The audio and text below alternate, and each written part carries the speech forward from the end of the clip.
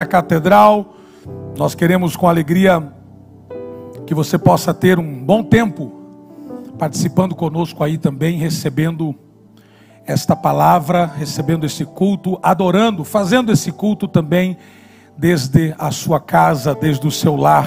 Você é muito bem-vindo, muito bem-vinda entre nós.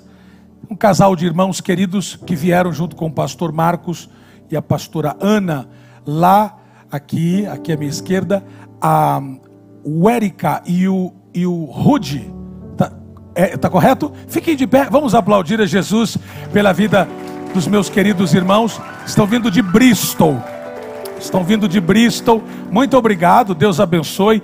Nossa querida irmã Érica, ela é cantora, tem o seu CD gravado. No final eu vou, se você tiver e quiser, poderá louvar ao Senhor Jesus, tá bom? Tá? Aqui no final, quando eu estiver terminando a mensagem, você tem toda a liberdade. Muito bem, eu gostaria de compartilhar um texto com vocês, nesta última parte desta série. Quantos foram abençoados com esta série? Diga amém. Quantos foram? Nós fomos muito edificados, uma vida enraizada, os lugares escondidos onde Deus desenvolve a nossa vida, e eu vou falar sobre crescendo no solo da comunidade, como a gente cresce como comunidade, como é que a gente avança como comunidade, como é que a gente robustece, como é que a gente se abastece, como é que a gente influencia, como é que a gente potencializa os outros, como é que a gente é reino, é igreja, em comunidade. Então essa é a minha última fala nessa série, e na semana que vem nós começaremos uma série sobre maturidade cristã, e a primeira parte está dividida em 3 mensagens: parte 1, parte 2 e parte 3. Como saber que cresci? Quais são as notificações que aparecem na minha vida quando eu estou atestado ou estou sendo graduado nesse crescimento na vida cristã? Então vai ser um tempo muito precioso. Eu convido você a não perder esta série de mensagens chamada Maturidade Cristã, que vai dividir em blocos, e o primeiro em 3 partes: como saber que cresci. Vamos começar domingo que vem. Você é o meu convidado, junto comigo e outros oradores que falarão sobre esse assunto. Lucas capítulo 22, verso 36. Lucas 22, verso 36. Palavra de Jesus, escrita pelo médico muito amado Lucas. Diz assim: então lhes disse: agora, porém, o que tem bolsa, tome-a, como também o alforje, e o que não tem dinheiro, venda a sua capa e compre espada. Você pode repetir, por favor, comigo, assim que eu... Repete após mim, por favor. Se não tem espada, diga: se não tem espada. Então, eu falo e vocês repetem, assim fica mais bonito e fica coordenado. Se não tem espada, venda a sua capa e compre uma. São palavras de Jesus dizendo aos seus discípulos, dando uma recomendação que difere da primeira. A primeira recomendação que Jesus dá aos seus discípulos, quando ele os encaminha, ele diz: vocês não levem nada. Não levem bolsa, não levem alforge, não levem absolutamente nada. A ninguém você deve saudar no caminho. Eu quero que vocês executem aquilo que eu estou esquadrinhando para vocês. Agora Jesus, no que nós chamamos de curva acentuada do seu ministério, ele tem uma outra informação aos seus discípulos. E Lucas escreve dizendo que aquele que não tivesse dinheiro, que vendesse a sua própria capa, mas não ficasse sem espada. E talvez você pode perguntar, pastor, Jesus era favorável ao armamento? Jesus era favorável que nós resolvêssemos as coisas na base da espada? Qual era a intenção de Jesus dizer aos seus discípulos que se desfizesse de um bem, que quem não tivesse dinheiro para comprar a sua espada, que se desfizesse de um bem, que se desfizesse da sua própria túnica para comprar uma espada? Matthew Henry, ele dá uma explicação extremamente sucinta, mas poderosa. Ele diz: o Senhor nos testa, o Senhor nos testa, o Senhor nos prova. Qual é a intenção do Senhor nos dar uma espada, sendo que espada é uma arma perigosa, é uma arma que pode tirar a vida de alguém, pode ser um instrumento de defesa, mas é uma arma perigosa. Qual é a intenção? A espada também fala de uma autoridade, fala de, aspas, de um poder. Você está munido de uma arma, você tem um poder. Jesus está dizendo, vocês devem ter uma espada. E qual é a intenção? Nos testar. Alguns teólogos dizem que ele está falando de forma alegórica, embora ele está dizendo para os seus discípulos terem a espada fisicamente.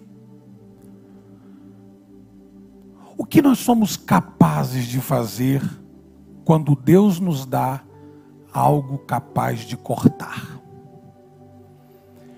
Esse é meu pensamento. O que nós somos capazes de fazer quando Deus nos dá a capacidade ou a autoridade de definir vidas? O que é que nós estamos fazendo com a espada que temos? Existem pessoas que usam da autoridade que têm, ou da pseudo-autoridade que tem. Conseguiu uma espada, meu filho? Alguém fez uma espada? Ah, é do nosso ministério infantil? Olha aí. Não brinca comigo agora. Olha aí. Vocês estão rápido, hein? O que é que você anda fazendo com a espada? O que é que você anda fazendo com a espada? Será que Deus não te deu essa espada para justamente testar você no que você é capaz de fazer quando você tem autoridade nas mãos? Ah, quando eu for um líder, doido para ter uma espada. Motivação estranha. É que hoje eu sou funcionário, mas o dia que eu for patrão, doido para pegar uma espada. A pergunta é: o que é que você está fazendo com a espada? E eu vejo Jesus falando para os seus discípulos proverem-se de espada. E a noção é muito clara de que Jesus está dizendo: eu estou dando para vocês um poder visual, um recurso físico que pode fazer o mal eu só quero ver o que você é capaz de fazer com a espada. E aí eles estão armados. Agora Jesus tem um grupo de gente que está armada. E nós estamos indo para o final de sua trajetória como homem, como Cristo, no que diz respeito à sua vida terrenal. E acontece algo interessante. E João escreve no capítulo 18, nos dá a narrativa. No capítulo 18, verso 1, diz: e tendo dito isso, Jesus saiu com seus discípulos para além do ribeiro de Cedron, onde havia um horto, no qual ele entrou com seus discípulos. Judas, que o traíra, também conhecia aquele lugar. Judas conhecia aquele lugar, porque Jesus muitas vezes se reunia ali com os seus discípulos. Verso 3: então Judas foi para o olival, levando consigo um destacamento de soldados e alguns guardas enviados pelos chefes dos sacerdotes e fariseus, levando tochas, lanternas e armas. No verso 4 diz: Jesus, sabendo antecipadamente tudo o que lhe ia acontecer, saiu e lhes perguntou: a quem vocês estão procurando? E eles responderam: a Jesus o Nazareno. Pelo que Jesus respondeu: sou eu. Sou eu. Sou eu. Jesus não carrega espada. E quando aqueles que carregam espada e armas estão para prendê-lo, sabendo o que lhe havia de acontecer, eles se antecipam e dizem: vocês estão procurando quem? E eles disseram: a Jesus o Nazareno. E ele disse: sou eu. O que vocês precisam? Sou eu. Judas, o traidor, estava com eles. Quando Jesus disse: sou eu, eles recuaram e caíram por terra. Jesus não tem espada.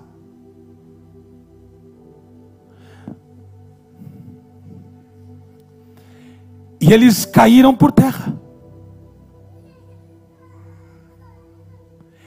Porque quando você precisa de uma espada para mostrar que você tem autoridade, é porque você nunca teve autoridade.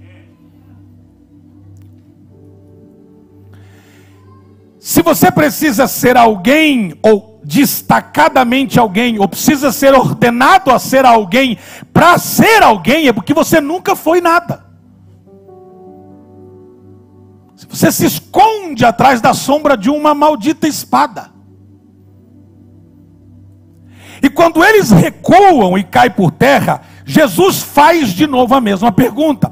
O verso diz: novamente lhes perguntou: a quem procuram? Eu acho que ele até falou num tom diferente, talvez, porque no primeiro ele já assustou os caras. Talvez ele foi mais delicado, mais suave. Desculpe, cavalheiros, a quem as suas majestades estão procurando? Se é Jesus de Nazaré. Respondeu Jesus: já disse a vocês, sou eu. Se vocês estão me procurando, deixe. Se vocês estão me procurando, deixe ir embora estes. E aí acontece uma coisa. Pedro, ouvindo isso, ficou indignado com a cena. E logo, o texto diz que Pedro pegou a sua espada. Espada essa que o próprio Jesus havia dito que, se não tivessem recurso, que vendesse suas próprias capas e comprasse espadas. Ele pegou a sua espada, a sua, e cortou a orelha de Malco. Simão Pedro, que trazia uma espada, tirou-a e feriu o servo do sumo sacerdote, decepando-lhe a orelha direita.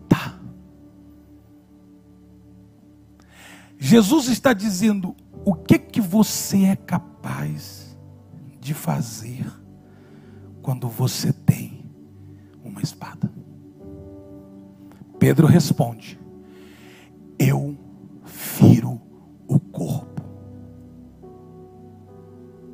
Tem muita gente dizendo que é de Cristo, dizendo que ama o Senhor, usando do Evangelho uma plataforma para ferir e arrancar membros do corpo de Cristo. Quando você tem um membro decepado do corpo, na medicina se usa o termo membro extraído, membro decepado, membro arrancado. Esse membro arrancado perde vida, o corpo continua vivo, mas esse membro arrancado, esse membro do corpo arrancado, perde vida. Não há mais circulação, não há mais palpitação, não há mais vida, não há mais sangue. Pelo que Jesus se apressou a corrigir o que o seu discípulo fez. Jesus para tudo. Jesus havia dito, inclusive, que poderia, inclusive, levá-lo. Inclusive, Jesus libera uma palavra dizendo: deixe eles sozinhos, quietos, o problema é comigo, me levem. Pedro usa a sua espada para decepar a orelha de um soldado. E a minha pergunta é: o que é que a gente anda fazendo com o corpo? E aqui, com o corpo de Cristo, quando Deus nos dá a oportunidade de carregar uma espada. A pergunta é: até quando Deus vai ficar indo atrás da gente, corrigindo os nossos erros? Até quando Jesus vai ficar atrás da gente, juntando orelhas que a gente anda decepando? A pergunta é: até quando Jesus vai ficar atrás da gente, arrumando os nossos erros?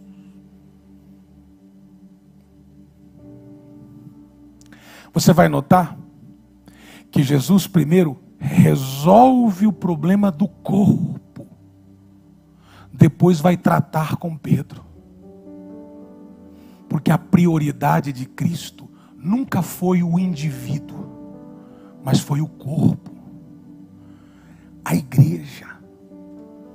A prioridade de Cristo como cabeça é a igreja. Eu sou igreja. E o que mais nós ouvimos esses últimos meses é essa frase: eu sou igreja, nós somos igreja. O que te faz igreja é estar conectado no corpo. Você extraído do corpo é um membro sem vida. E talvez tenha alguém aqui dizendo: eu estou extraído, fui decepado, fui arrancado do corpo. Eu não sei qual é o mérito, ou não sei por qual razão. O fato é que você está desconectado do corpo. Esta tarde, Jesus está fazendo de novo. Ele vai reconectar o membro arrancado do corpo. Ele vai conectar ao corpo novamente. E ele vai dizer depois aos seus discípulos: você não deve se precipitar, porque eu poderia pedir ao Pai Se eu quisesse resolver Miyagi, ou a la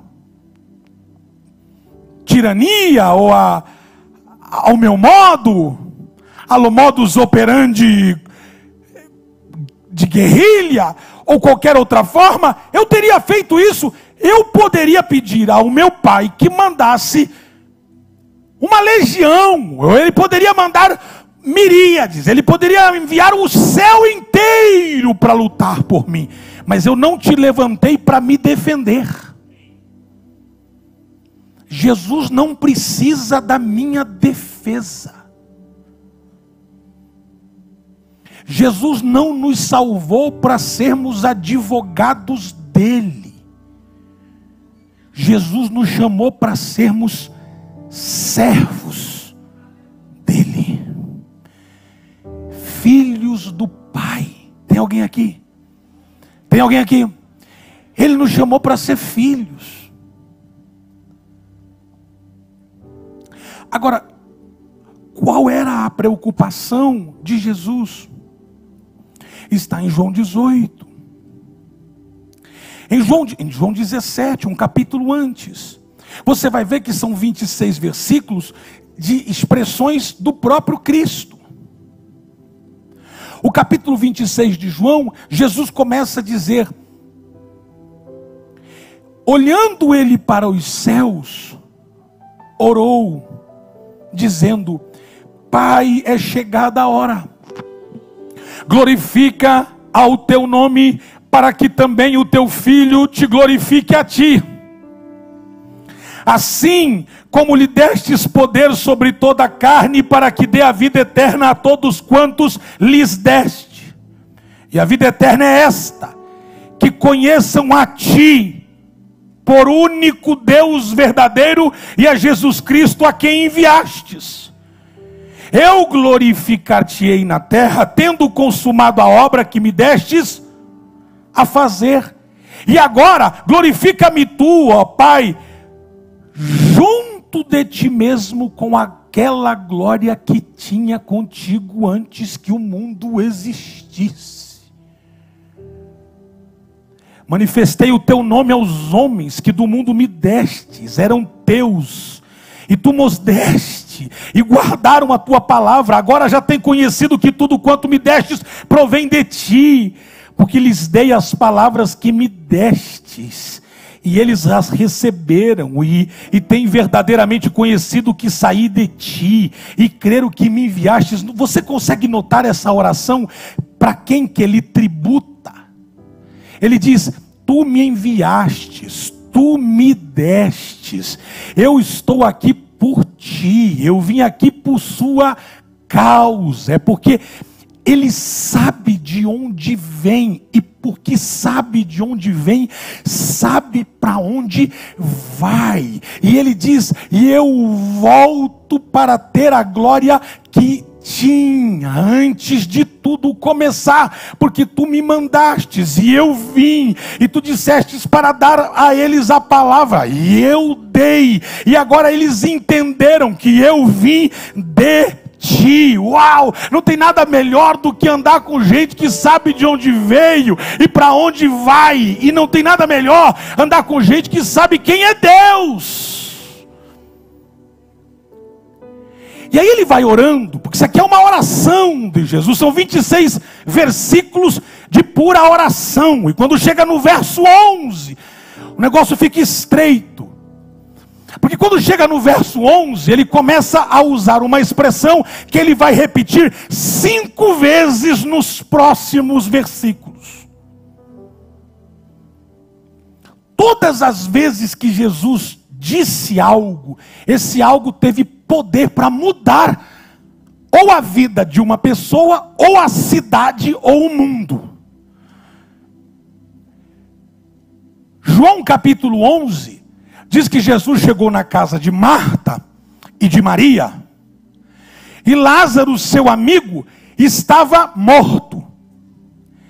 Enquanto as irmãs indagam a Jesus o fato dele ter, aspas, demorado em chegar, Jesus disse: onde vocês o puseram, e elas mostram a gruta onde ele está. E Jesus se aproxima, o verso 38, Jesus chora, e aí ele se dirige àquela pedra, e ele faz uma declaração de 4 palavras, sendo que a primeira, ela é sintética, mas extremamente pessoal. Ele diz: Lázaro, vem para, ou venha para fora. Alguém repete comigo, por favor? Lázaro, venha para fora. Que tal juntos? Lázaro, venha para fora. 3 palavras: venha para fora. Fez que Lázaro, até porque ele precisa dizer Lázaro, porque ele é a vida. Se ele chega no cemitério e diz: mortos, venham para fora, o cemitério acabava. E você diz: pastor, mas qual é essa afirmação? Bom, a minha Bíblia diz que vai chegar um dia em que ele vai chamar a todos os que morreram. E Paulo disse que os que morreram em Cristo ressuscitarão primeiro. E nós que estivermos vivos seremos arrebatados juntamente com ele. Será que tem alguém aqui essa tarde? Porque aquilo que Jesus fala produz poder e produz mudança. Escute isso, porque eu estou chegando aonde eu quero aqui.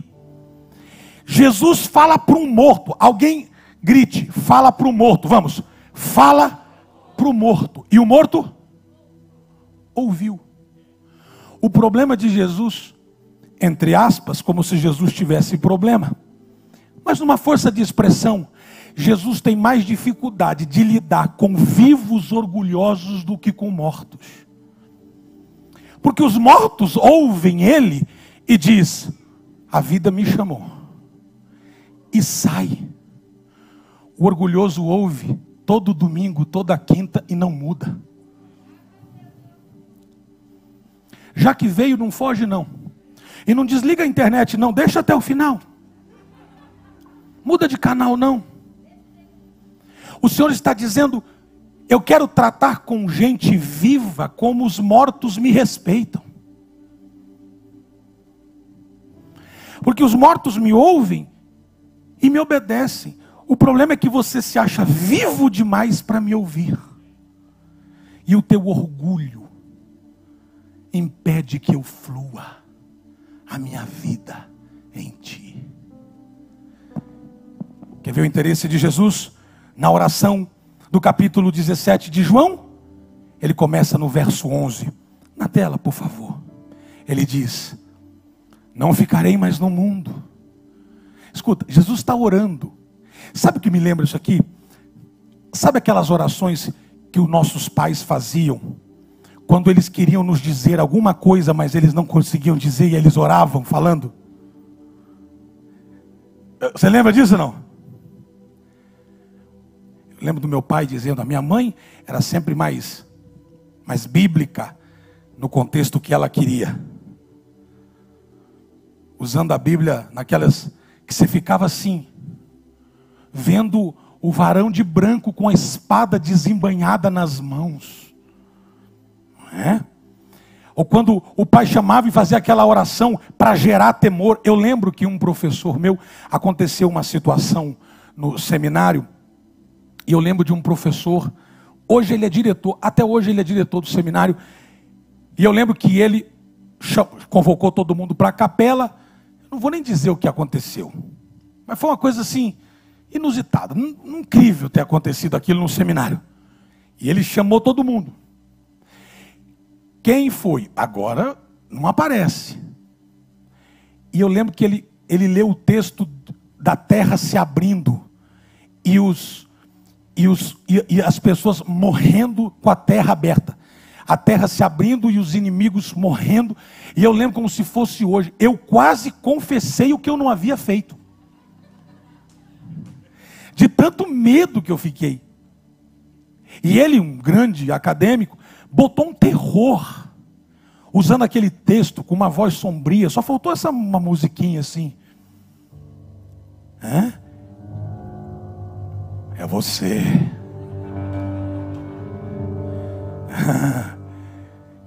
E eu escutando aquilo, dizendo, meu Deus, o cara que não confessou isso, meu Deus do céu. Irmãos, mas foi incrível, porque o rapaz que fez isso não se formou. Porque dias antes da formatura, era o último ano dele, o Senhor trouxe a luz. E ele não se formou. E eu fiquei pensando naquilo. Mas Jesus está fazendo essa oração, falando com Deus, mas mandando um recado para os discípulos. Você entende essa oração? Sabe aquela oração assim aquela indireta que você está dando? Está falando com Deus, mas na verdade você está querendo falar. Já viu o marido orar pela esposa quando está nervoso? Muda ela, Senhor. Ó, Senhor, nem vou falar para ela, porque ela não me ouve, mas o Senhor me ouve.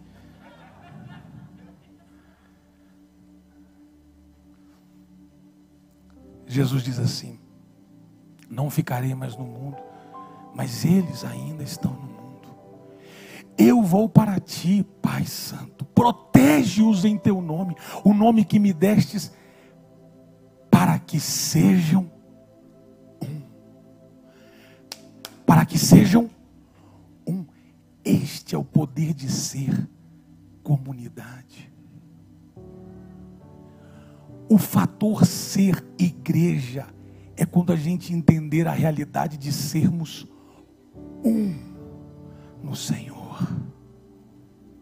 Nós somos diferentes. Saúde. Nós somos diferentes. Faz um tom. Qualquer tom. Só uma nota só. Você pode ser esse tom. Sobe essa mesma nota, mas em outro. Você pode ser essa nota. Outra nota. Qualquer outra nota. Você pode ser essa nota. Mas todas estão no piano. E quando se ajuntam, faz uma nota completa. Uma sozinha. 2, 3, completa. Sozinha. 2, 3, completa. Eu te completo. Você me completa. Você é diferente. Você é diferente de mim.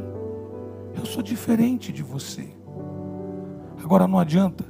Com licença, maestro, que eu vou te ensinar a tocar aqui.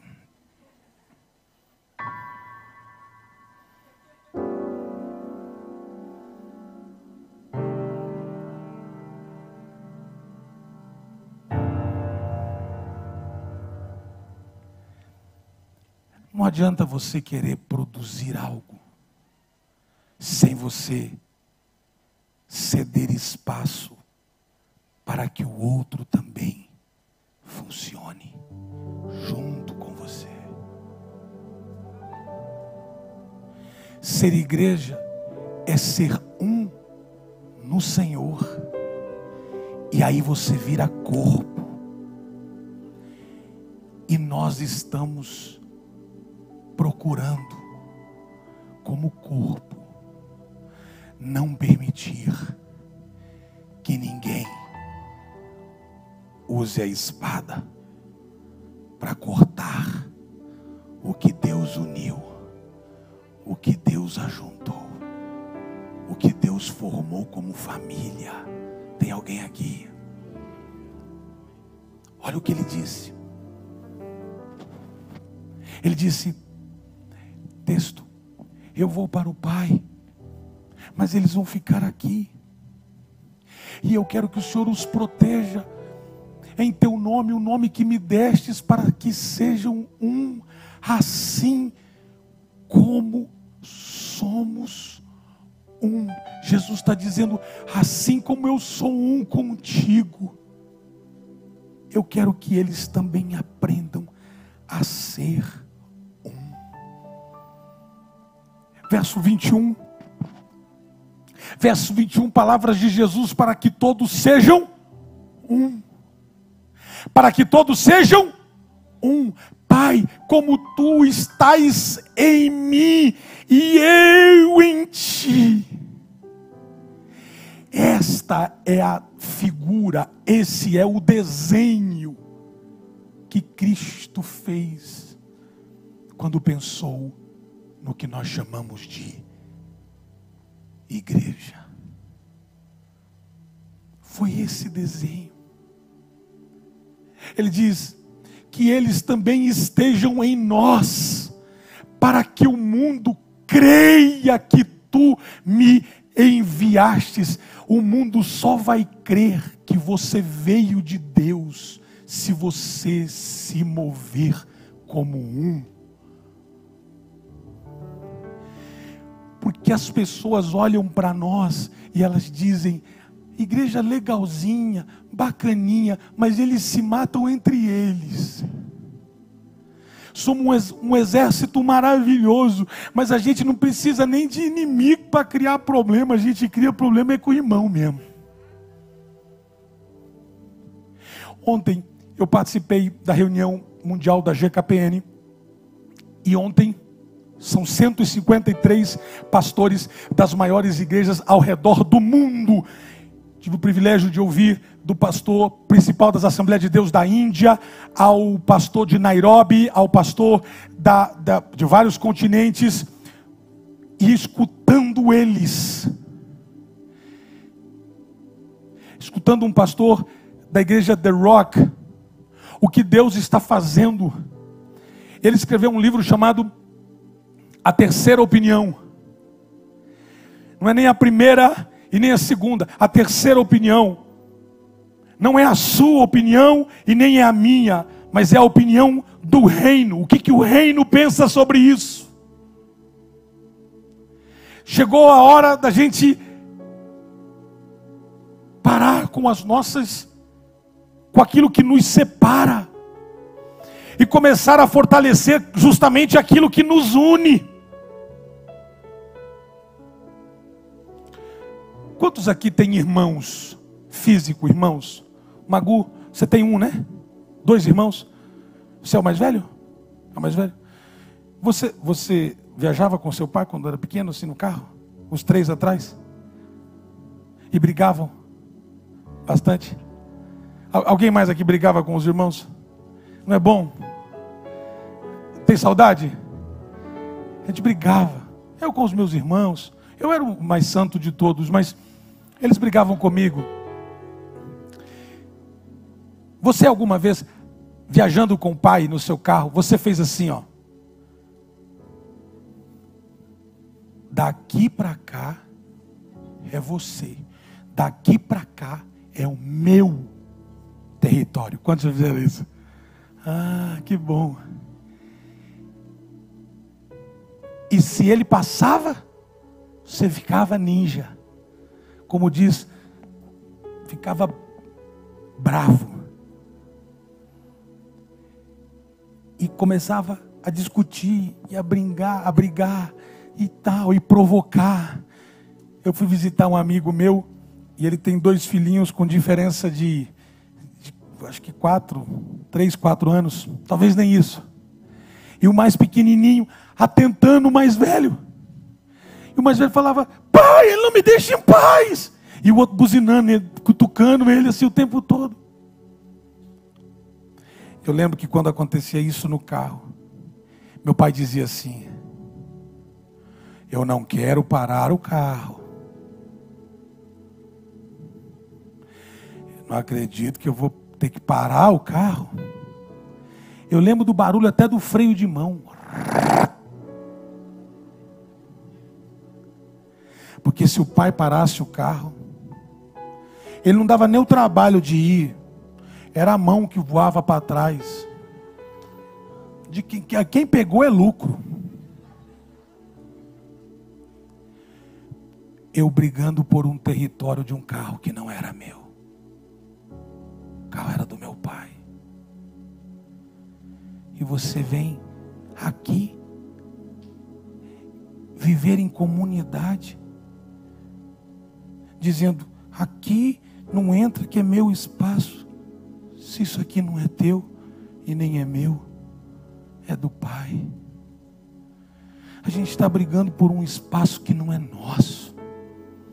A gente entra em confusão por espaço, por território que não nos compete, que não nos corresponde. A gente entra na briga de vida de pessoas que não diz respeito a nós. A gente enfia o dedo em tudo.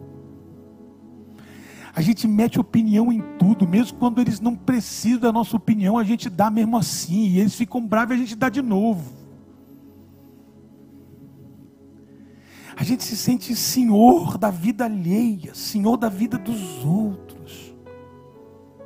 Jesus está dizendo: se doer em um, tem que doer em você. Se doeu nele, tem que doer em você. Se a orelha caiu, o corpo sente. Porque se essa orelha caiu e o corpo não sentiu, é que tem alguma coisa errada ou com o corpo ou com a orelha. E a gente precisa chamar o dono do corpo para dizer: ajuda-nos a consertar isso. Ajuda a gente a melhorar. Então Jesus está dizendo que eles sejam um. E na última ceia, e aqui eu fecho, acontece algo incrível. Jesus entra. Os caras estavam preocupados de quem sentaria, aonde sentaria, de que jeito sentaria.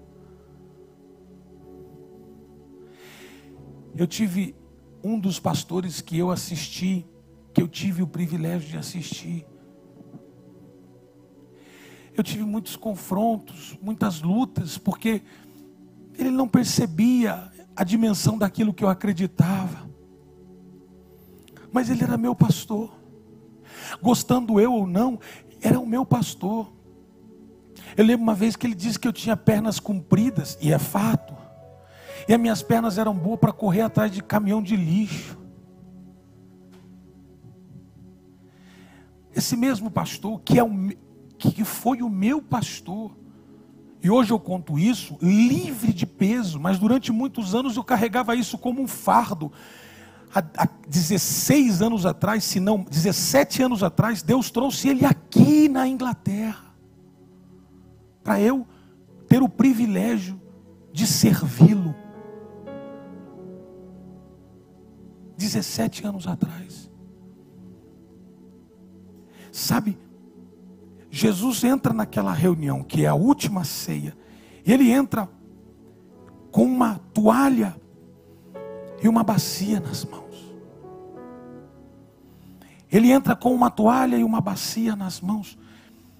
Esse mesmo Jesus que disse que aquele que não tinha espada deveria vender sua própria capa para comprar uma espada. Mas foi esse mesmo Jesus que percebeu que tem gente que não pode ter espada nas mãos, porque ao momento que ganha a espada, sai cortando orelhas, cabeças, porque a intenção de Pedro nunca foi cortar a orelha, faltou precisão, a ideia era pescoço, mas bateu no que deu.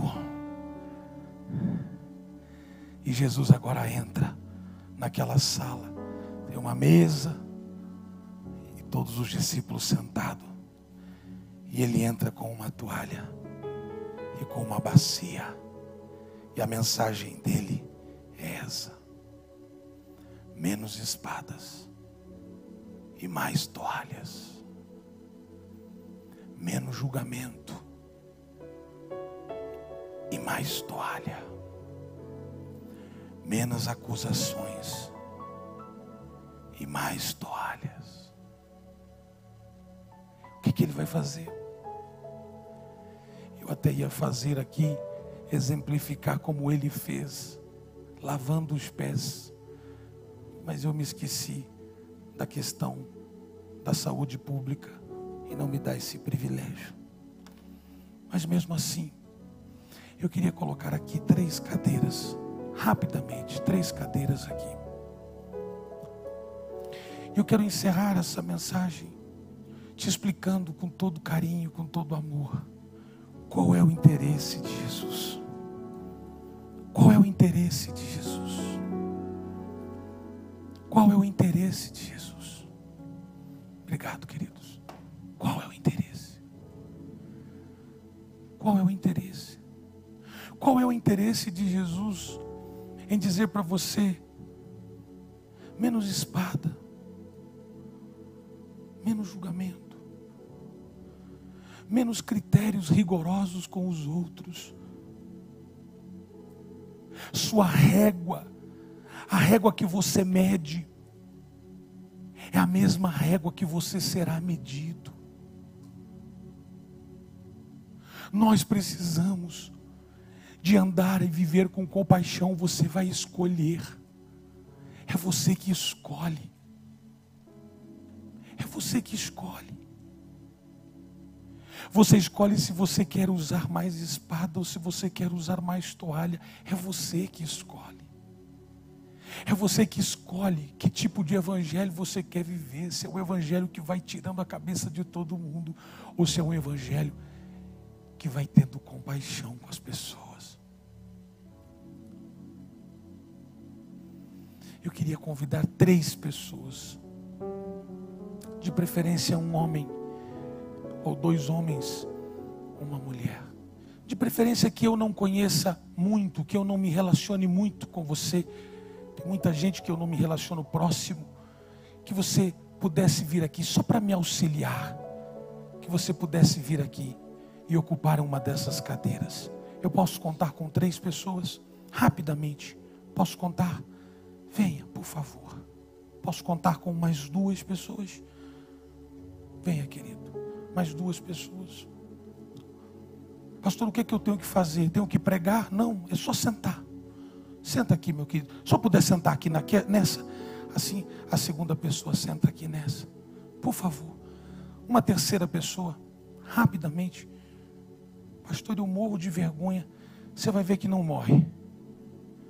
Venha, querido. Por favor. Por favor. Thank you.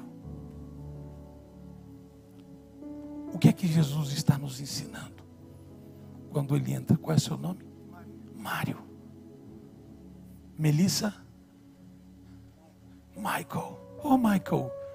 Hello. Com a máscara eu não tinha visto que era o Michael. Michael é um milagre. Michael esteve entre a vida e a morte. O Senhor curou ele do Covid. Esteve literalmente a ponto de morrer. O Senhor, ele é inglês, casado com uma irmã brasileira, e está aqui. Inclusive o testemunho dele está saindo, vai impactar muita gente. Jesus, quando entra na sala, ele está dizendo assim: Mário, eu não tenho interesse nenhum, mesmo eu tendo o poder de usar a espada contra você, eu preferi usar a toalha. Eu preferi usar a toalha. Eu preferi ver e limpar a poeira, a sujeira. Eu preferi, em vez de cortar uma orelha, eu preferi dizer que ainda tem graça, que ainda tem misericórdia. Tem alguém aqui? Deus está nos convidando. Eu vou pedir para a pastora me auxiliar aqui. Deus está nos convidando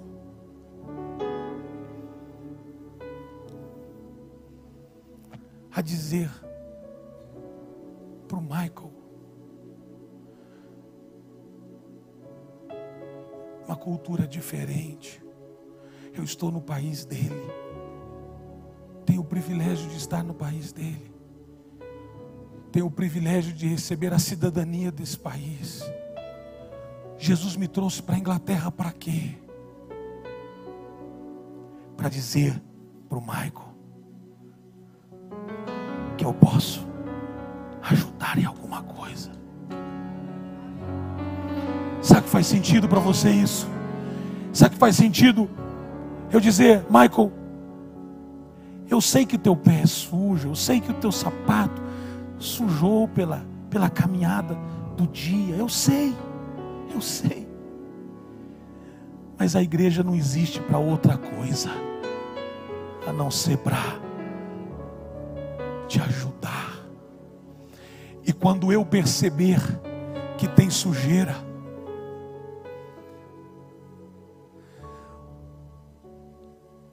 a minha missão não é dizer: eis aqui a sujeira do Michael. É usar com o Michael a mesma graça que foi usada comigo.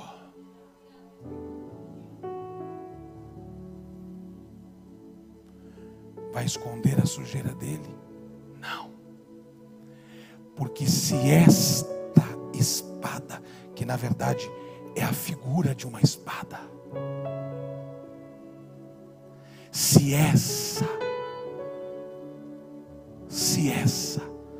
não transformar o Michael, não sou eu que vou transformar.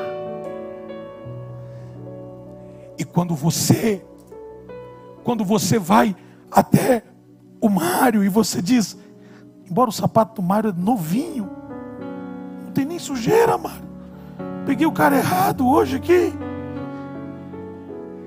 Mas mesmo que pareça que não tem sujeira, tem sujeira.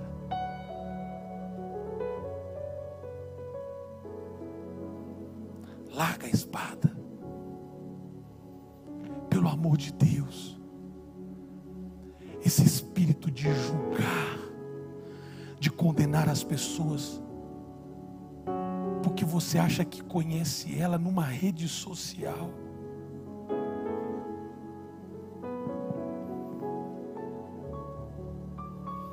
Nós precisamos crescer no solo da comunidade, com mais amor próprio, mas com mais amor ao próximo.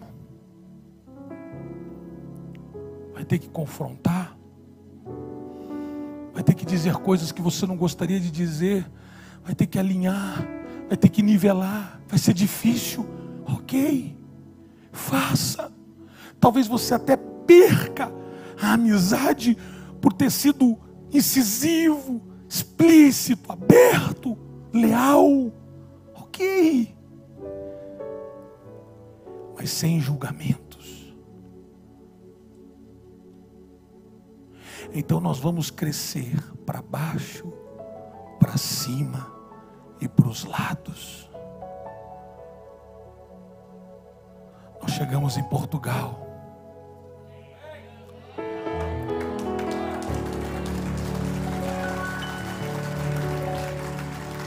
Porto vai receber a catedral.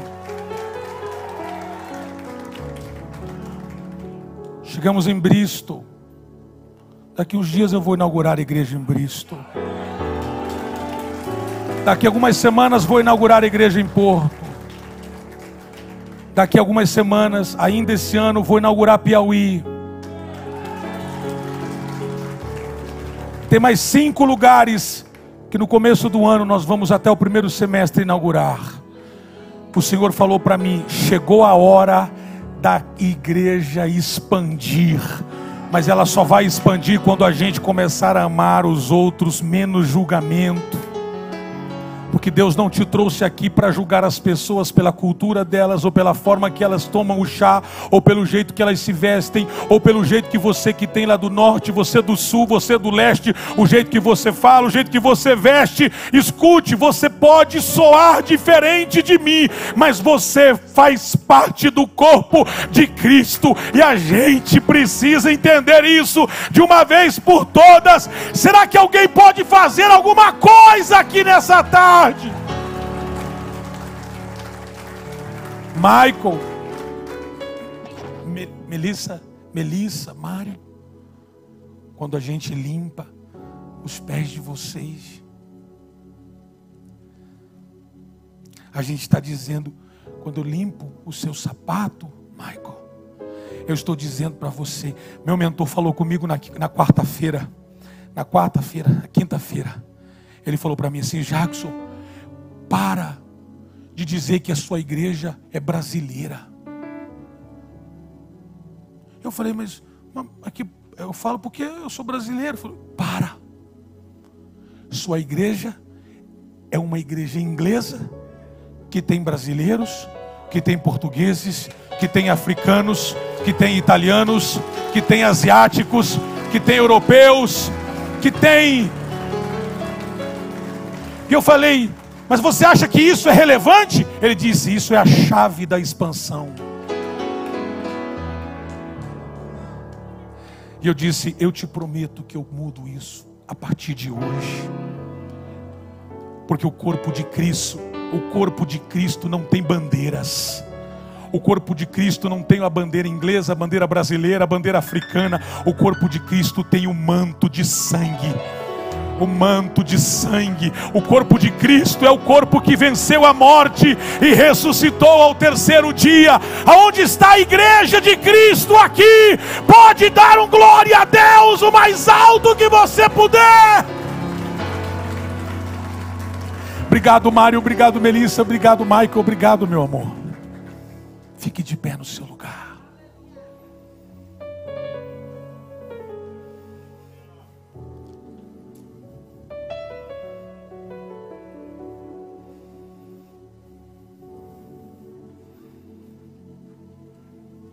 Sinta o Espírito Santo aí. Talvez você foi arrancado por uma espada.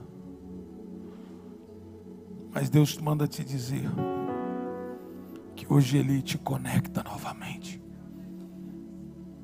Você que está me assistindo online, o Senhor te conecta novamente. O Senhor te conecta ao corpo novamente.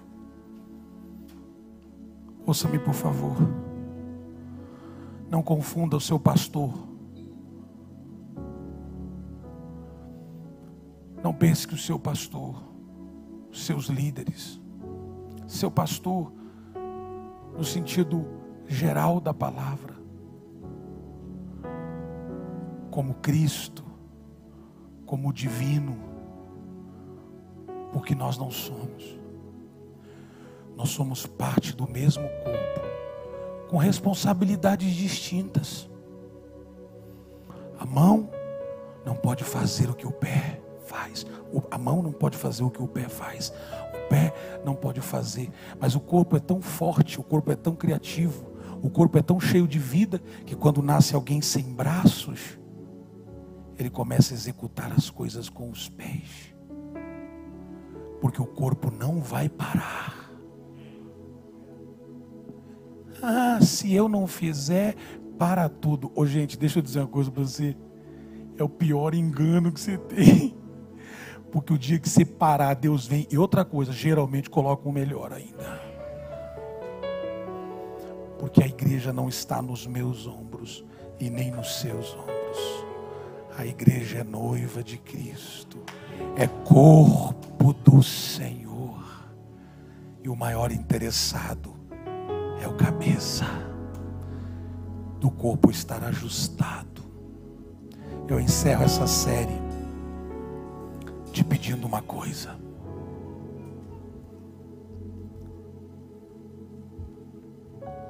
Não aceite ficar fora do corpo. Faça parte. Quer ser grande no reino? Comece a servir. Obrigado, Alan, porque você procurou o líder de voluntariado e se colocou à disposição para ser voluntário também. Não interessa se é líder, se é pastor de rede, se é pastor de grupos. Todos nós podemos ser voluntários.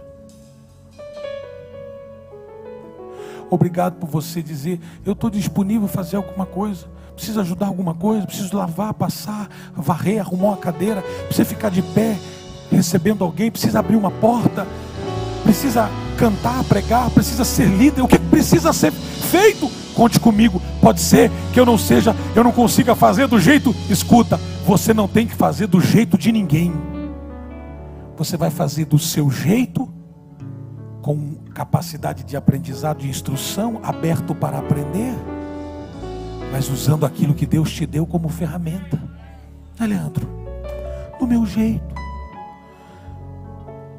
Se o Leandro subir aqui e começar a falar em termos que ele estudou, especificamente voltado para experimentos, voltado para aplicações específicas na área de envelhecimento, eu não vou entender nada. Nem sua esposa entende. Morando com você, dormindo com você, você começar a falar, ela vai dizer assim: Leandro, chega, eu não estou entendendo nada.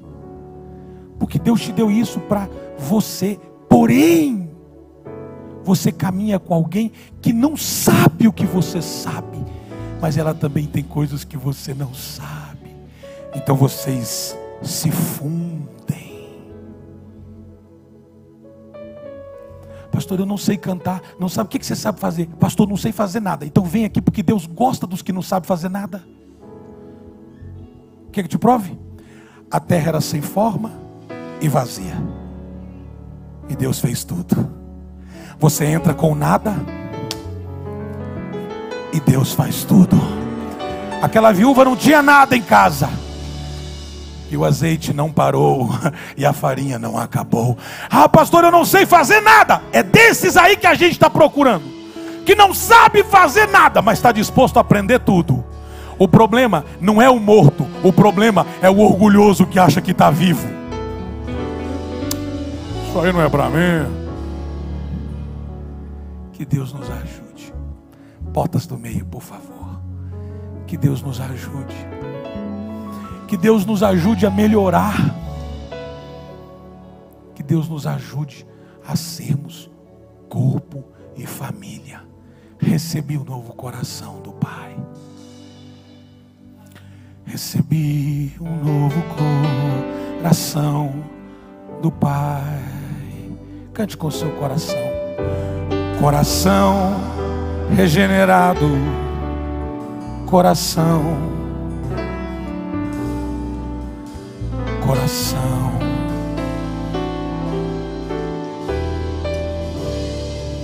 Como fruto desse novo coração, como fruto desse novo coração, eu declaro a paz de Cristo. Eu declaro a paz de Cristo. Te abençoo, meu irmão. Preciosa é a nossa comunhão. Somos corpo, diga.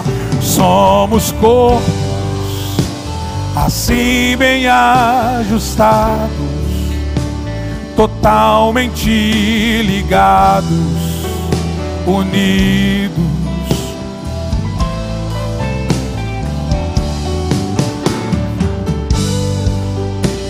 Vivendo compromisso,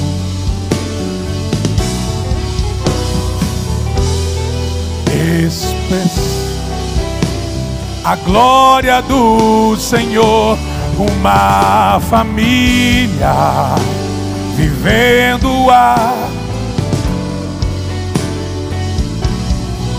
eu preciso de ti, querido irmão, precioso és para mim, querido irmão. Você vai olhar para alguém, não tire a sua máscara. Você vai olhar para alguém, você vai cantar para ele assim, ó. Eu preciso de ti, querido irmão, precioso és para mim, querido irmão. Agora você não vai olhar só para a esposa. Tem gente que fica assim, ó, eu preciso de... Essa eu sei que você precisa. O problema não é ela. Pastor, mas tem uma pessoa aqui atrás que sentou bem atrás de mim. É essa daí que você vai virar e vai dizer: eu preciso de ti, querido irmão, precioso és para mim, querido irmão.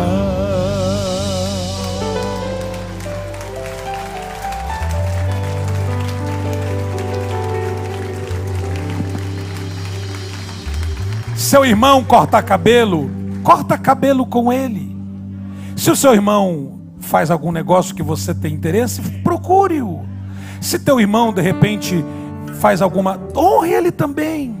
Mas pastor, o irmão corta o cabelo, mas corta mal. Fala com ele, fala: irmão, você cortou mal, corta de novo certo, senão eu vou falar com Jesus.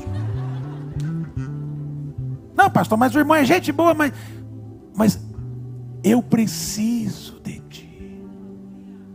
Se a gente entender isso, essa igreja vai crescer, vai expandir, vai avançar. Eu vou pedir para que a cantora Érica pudesse vir numa outra. Você pode até cantar, mas eu queria que você viesse. Eu já estou com a igreja em pé, mas como você é de casa agora? É de casa agora? Amém, Jesus. Se não for, acaba de ser. Vai vir de novo cantar aqui, bem bonitinho. Pode ser em 2 cultos, tá? E traz os CDs para vender, porque nós vamos comprar também. Se tiver. Se não tiver, a gente não compra. Mas se tiver, a gente compra. Sabe? A gente precisa dar prioridade aos nossos irmãos. Dar prioridade. Tem uns irmãos vendendo uns doces. Eu estou emagrecendo, uma luta. Eu tenho umas irmãs vendendo uns doces. Compra. Come um pedaço, dá um outro para os que estão querendo engordar. Não é? Honra eles. Eu estava ouvindo agora um pastor que na pandemia mais de 150 empresas foram abertas dentro da própria igreja. Uma igreja de 7.000 membros. Ele alcançou na pandemia, ontem eu ouvi ele falando, e tem alguns aqui que conhecem esse pastor. A igreja dele na pandemia, através do sistema online, alcançou 7 milhões de pessoas. E você ouve ele falar, você fala: meu Deus do céu, é a humildade. Às vezes a gente tem um sorvete na mão, acha que vai durar a vida inteira, e o sorvete está derretendo assim, ó. E a gente achando que tem um Big Bang na mão. A gente precisa melhorar demais. Eu falei para o meu irmão ontem, falei: ouvindo esses caras, o que Deus está fazendo dá uma insignificância. Eu terminei, acabou a reunião, eu falei assim: Jesus, começa tudo de novo em mim, Senhor. E o Senhor está falando ao meu coração: as raízes estão se alastrando, e agora eu vou dar crescimento uniforme. Que o Senhor te abençoe, que o Senhor te guarde, que o Senhor faça resplandecer o rosto dele sobre ti e te dê muita paz. Uma semana extraordinária para todos vocês. Deus abençoe. Vão em paz.